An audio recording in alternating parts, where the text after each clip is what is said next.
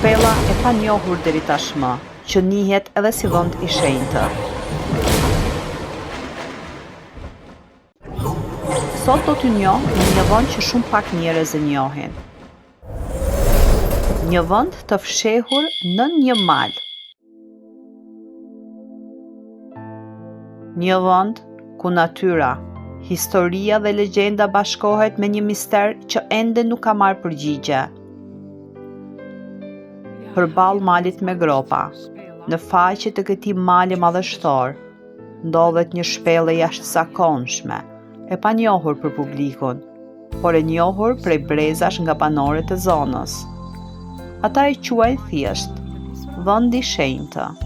Kjo mrekulli natyrore e panjohur nga arkeologët dhe nga historianët, që prej shekujsh përdoret si vendstrehim i çobanëve të këtyre zonave, në fakt është një mrekulli natyrore që rrënjët e saj mund të jenë miliona vjeçare.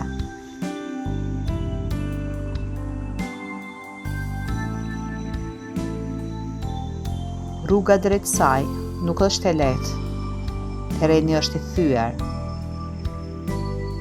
Çdo hap të largon nga zhurma e qytetërimit dhe të afron drejt një bote që duket sikur ka mbetur jashtë kohës.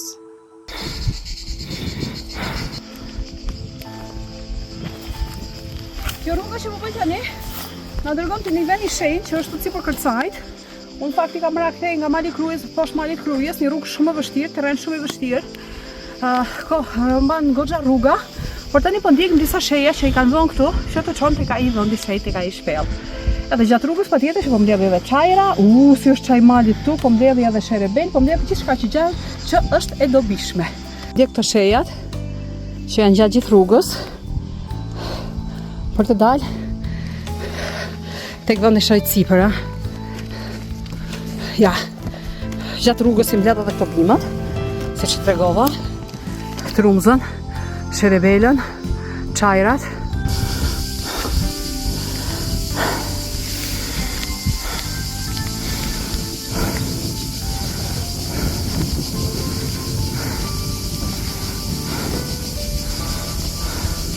Seriozisht, baba mund t'jetë 20 gradë Celsius, sepse është më e malit tani.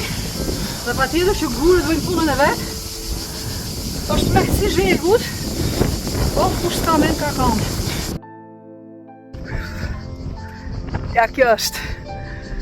Të hypesh majët malit në këtë zheg vabe, ama shpirti më doli, kush ka mend në pikë të vapës nuk hyp majet malit, por ja që unë i tua malet shumë.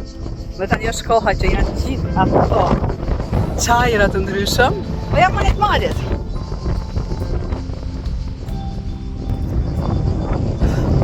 Nga këtu ku jam, as sopa, as grima nuk më qindet, po të rrugullisem. Do vazhdoj eci në mal tani, deri tek gjurma e shenjtë. Ja, ndikim rrugën. Pas disa orësh ecje, mes shkëmbimeve shfaqen dy hyrje të vogla. Në pamje të parë nuk të bëjnë as pak përshtypje.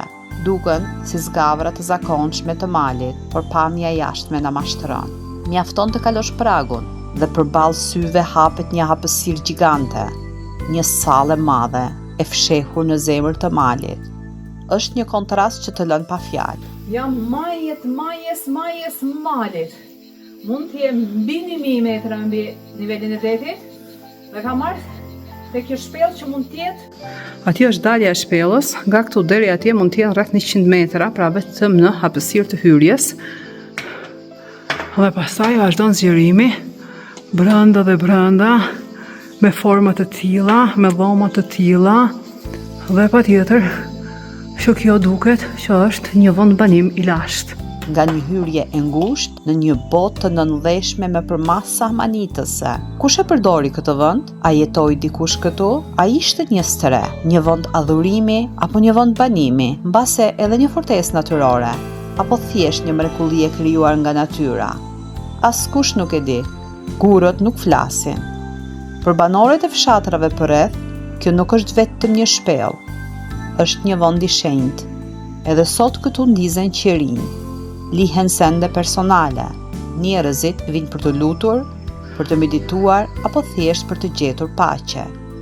Askush nuk e di se ku filloi ky besim, por ai vazhdon të jetojë. Historia ka fshirë emrat, por nuk ka mundur të fshijë misterin. Thellësia e saj mbetet e panjohur.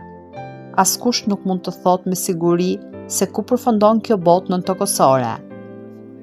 Një vend ku legjenda, besimi dhe natyra bashkëjetojnë prej mijëra, ndoshta prej miliona vitesh. Një thesar që meriton të studiohet, të mbrohet dhe të ruhet për breza që do të vinë, sepse ndonjëherë sekretet më të mëdha të historisë nuk fshihen në libra, ato fshihen në heshtjen e gurëve. Pra kur futesh tu direkt tek shpella, djathta saj janë disa shkallë që zbresin poshtë edhe futesh në për rrugicat e brendshme të shpellës, dhe ajo që tërheq vëmendje të veçantë sidomos është kjo përbërja origjinale, natyrale e shkëmbimeve dhe e shpellës brenda, që me të vërtetë është një strukturë shumë e veçantë, e vështirë që një arkitekt i sotshëm të bëj një monument të tillë.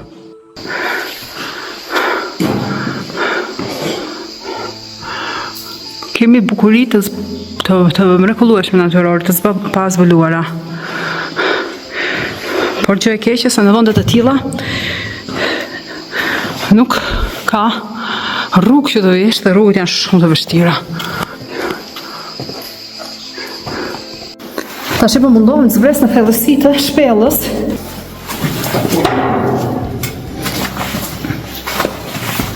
Ja, arritëm zbritëm këtë poshtë tani. Që të vi drejt tuk e shpella dhe mos shoh thellësinë e shpellës, duket një humbje e madhe. Duhet zemi i kësaj, pra toka është shumë e lagësht dhe duhet pas kujdes në zbritje. Ja, erdhëm deri këtu.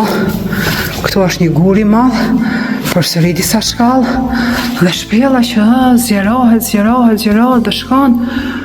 Fundi nuk i dihet, mbase fillon këtu ose shkoj e del në kush e di se ku. Është interesante se si është ndarë mali dysh dhe në mes të malit, mund në zemër të malit, gjindet kjo shpellë që e ka thellësinë të pafundme.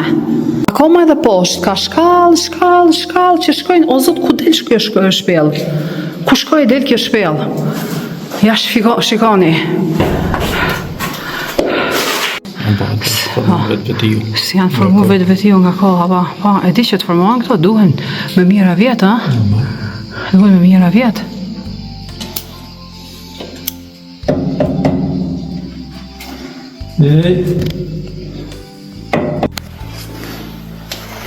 Ja, po ecë tani. Thash, si që duket edhe nga këto gdhendit e vetvetishme të murit, shikoni o zot çfarë mrekullie ka bërë natyra kjo. Këto sikur janë freske, sikur këto mund të jenë edhe freske piktura, e kuptohen sepse janë ngjyra, por patjetër me kalimin e kohës, koha ka bërë të vetën dhe s'ka ngelur asgjë. Po është një shpellë goxha e madhe, është një shpellë goxha e gjatë, është një shpellë goxha e thellë. Tani do hypi në shkallë. Duku ka për të shkallët tu, vendi është lagështirë, prandaj kputucët duhet jenë shumë të rehatshme. Hesure 3 orë e gjysmë me këmbë, megjithëse sot është një vakë e madhe, vetëm për të ardhur të vizituar këtë shpellë. Me të vërtetë një monument natyror, historik i paprekur dhe është një shpellë gjigante, është herë e parë që shikoj një shpellë kaq të madhe. Jam futur tek shpella, kam zbritur nga shkallët, kam hecur, kam zbritur përsëri nga shkallët, kam hecur dhe tani nuk e di sa metra në tokë jam, por siç e shikojmë edhe nga përdorja e shpellës, dhe nga dhomat që ka shpella, edhe nga ajo gdhendje e vetvetishme e mureve që janë gdhendur nga ajri, nga atmosfera dhe nga uji që rrjedh vazhdimisht kjo tregon që kjo shpellë mund të jetë miliona vjeçare. Me të vërtetë një mrekulli natyrore, deri kur arrita këtu tek shpella thash o zot më doli shpirti se kapesha në për druj, në për gur, me kurrizor, po ngjitesha se mali shumë i thepisur, terreni shumë i vështirë, dhe sidomos në këtë pikë vape, por tani që erdha këtu them o zot mirë bëra që erdha. Oh, më rahui nga sipër. Dhe me të vërtet është një mrekulli natyrore. Këtu brenda është aq ftohtë se nuk e keni ide, por jam e sigurt se këtu në këtë hapësirë kaq të madhe, dikur këtu kanë banuar njerëz, sepse njerëzit janë strehuar në këtë malë. Fantastike, të shohim shpellën. Ja shikoni, pra jam, kush e di sa metra në tokë, nuk e di sa metra në tokë jam. Dhe do hyj për shkallësh, që të dalë, ja, vendi lagësh dhe duhet të kem pak kujdes, jo pak kujdes, por shumë kujdes që mos më shlisin këmbët. Në një dorë të mbaj shkallët, nga ana tjetër, do hypi. Më pëlqen shumë monumentet natyrore, më pëlqen shumë malet, më pëlqen shumë që të eksploroj vende pra që nuk janë të njohura si pika turistike, por ka një vlerë të madhe historike, siç është ky vend, që patjetër arkeologët duhet të bëjnë studime mbi këto vende, duhet të bëjnë studime mbi këto shpella, duhet të bëjnë studime dhe të nxjerrin lashtësinë e tyre, duhet të nxjerrin lashtësinë e gurëve këtu, dhe duke nxjerrë edhe lashtësinë e këtyre figurave të vogla që janë krijuar nga vetë rrjedhë e ujit dhe vetë natyra me kalimin e kohës, patjetër që del edhe lashtësia e saj.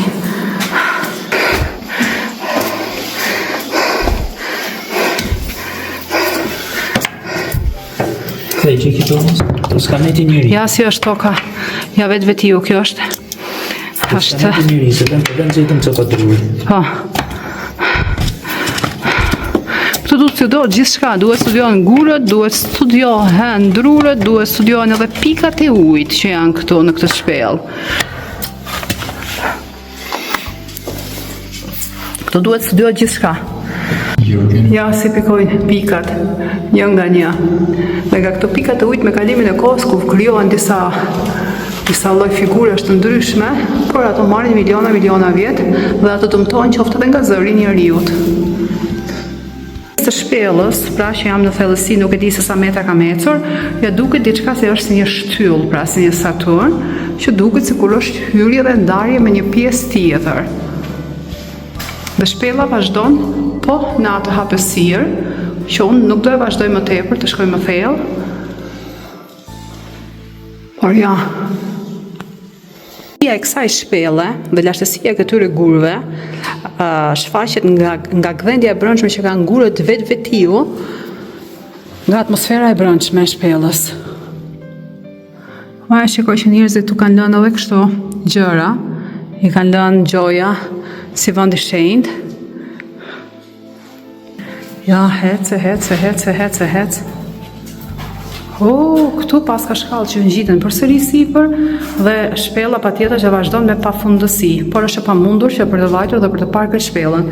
Por si shikojmë, ja, në tavanin e shpellës sipër që janë krijuar këto silofinat natyrore, këto do të thotë që kjo shpellë ekziston nga miliona vjet dhe sot. Në fakt, në vendet të ndryshme të botës, në vendet e botës që e vlerësojnë historinë dhe lashtësinë, në përgjithësi njerëzit që futen në këto shpella nuk lejohen që të flasin, por këtu patjetër që kjo është, kush e di se sa veta kanë ardhur këtu dhe nuk ka diçka të tillë, nuk ka një mbrojtje të tillë, por shiko si shkëlqejnë majet e atyre, sepse ato si duket pikojnë ujë, dhe ujë që pikon nga to, siç e kam mësuar edhe në Turqi nga një shpellë e tillë natyrore, që të krijohet një varg i tillë, pra një simbol i tillë nga pikat e ujit duhet miliona vjet. Edhe poshtë është bushlik. Ja. Si e nxjerr zëri boshllukut. Ne kishim pa shkallë, më fut për vënë, më këtu. Ja, këtu janë disa shkallë tjera. Duhet me hec me kujdes. Me pas kujdes ku vejt këmba. Me këtu vjen një gjir i ngushtë i shpellës. Ja. Me këtu përsëri zbritet me shkallë. Të shohim se ku zbresin këto shkallët. Ha? Me pas kujdes kur të zbresim. Sa është vani lagësht. Zim. Oh, wow.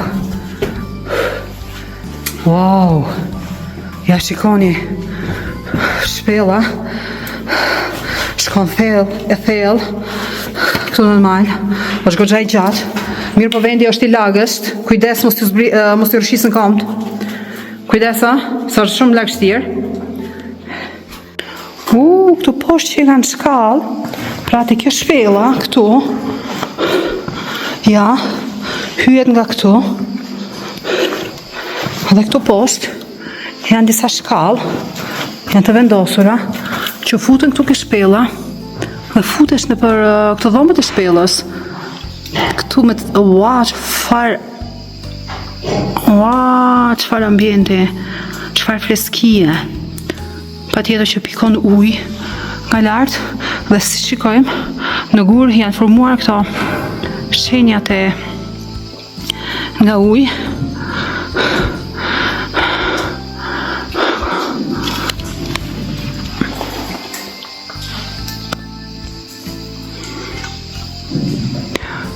o njerëz, kjo është një mrekulli natyrore, dhe si që duket ja, nuk duket fare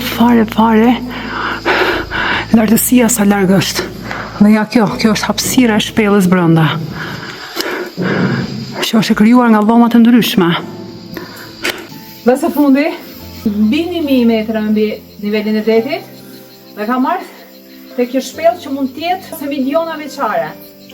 Një shpellë që këtu futesh, ka shumë hyrje dhe dalë dhe shumë tunele brenda, por nuk dihesh se ku del. Nuk e di se ku e ka fundin, është pa mundur që të gjithë fundi i shpellës.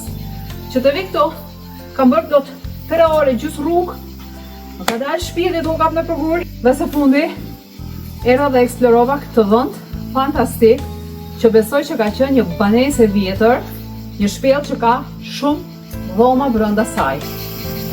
Tash e kam kthimin.